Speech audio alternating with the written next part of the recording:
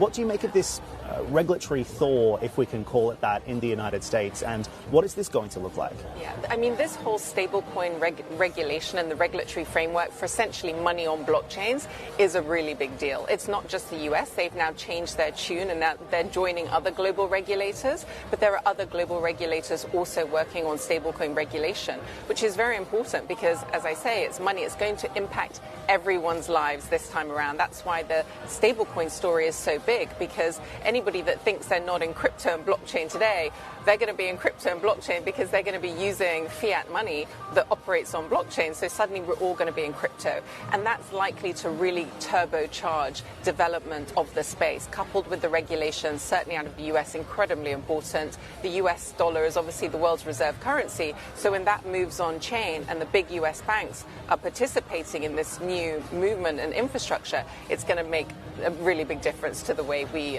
conduct business. So just to stress test that just a little bit, what makes you think that this stablecoin regulation, not just in the US but elsewhere, is going to unlock potentially billions in liquidity, as some have suggested? So everybody's, obviously there are huge regulations around money, and now it's very clear, what are the rules with stablecoin issuers? So the private companies that are going to issue money, typically it's been banks that are issuing money. So how does that look? How is the collateral behind the stablecoins held? How is the peg maintained so that it doesn't depeg, and $1 on a blockchain is going to be $1 in fiat currency? So all the mechanics needs to be ensured that under periods of stress that doesn't break down. You don't want to have $10 on chain and then find in a period of stress it's $7. That can't happen with money. So that has to be managed, and there's operational risk when it comes to moving on chain. And so this needs to be thought through with the regulations and really understand how to make it as risk-free a situation as possible. So the regulators will be laser focused on ensuring investor protection in that respect. Also wanted to ask you about what's happening in the region. Token 2049 kicking off here in Dubai against the backdrop of what has been a region really on the rise when it comes to the global crypto space. And you know this firsthand. You're also launching a second fund at ADGM in Abu Dhabi. Just walk me through why here and why now in this moment. What's the opportunity that you're seeing in the Gulf, in the crypto space in particular? Absolutely. I mean, the Gulf and UAE has been really at the forefront of making sure that we have a foundation, a regulatory infrastructure, support of the digital assets and blockchain infrastructure, and to sort of use that foundation to attract companies like mine, but also the companies that I'm going to invest in as a venture capital investor.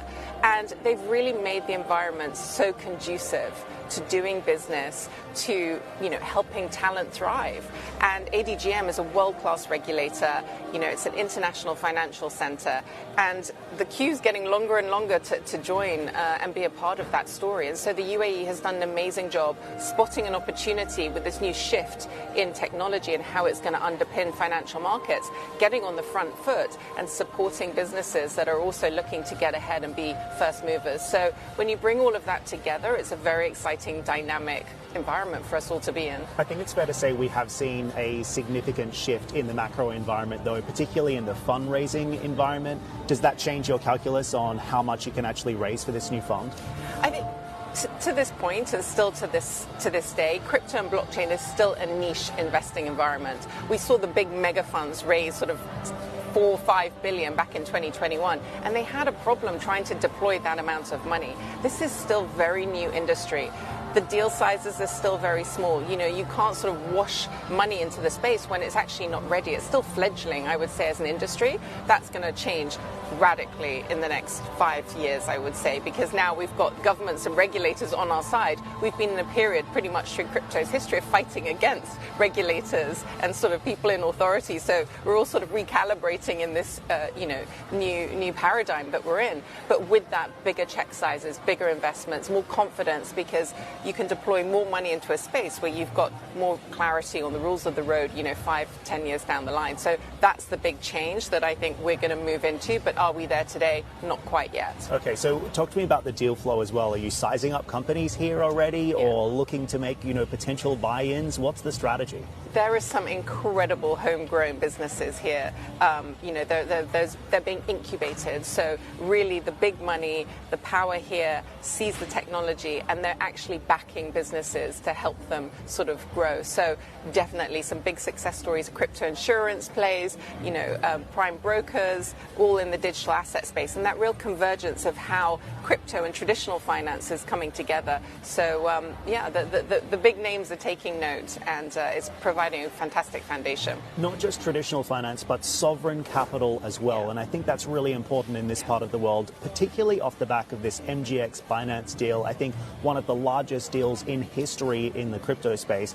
Does that give you the confidence to also say this region will be a growth driver for this segment moving forward? Absolutely. I mean, that was just such a landmark deal for the crypto industry. A traditional institutional investor, huge amounts, and it was paid for in crypto, in stablecoins. So nice there, sort of, really demonstrating how this new money is so effective. So I think it's a sign of times for how things are going to change moving forwards. More and more institutional investors. BlackRock is also, one of the big names that's really strategizing behind this whole industry. Obviously, they've launched the ETFs, but they've got a number of tokenization projects, really looking to sort of have consolidation between traditional finance players with licenses, for example, and new crypto upcoming companies, and bringing that together to create, new foundations for financial markets.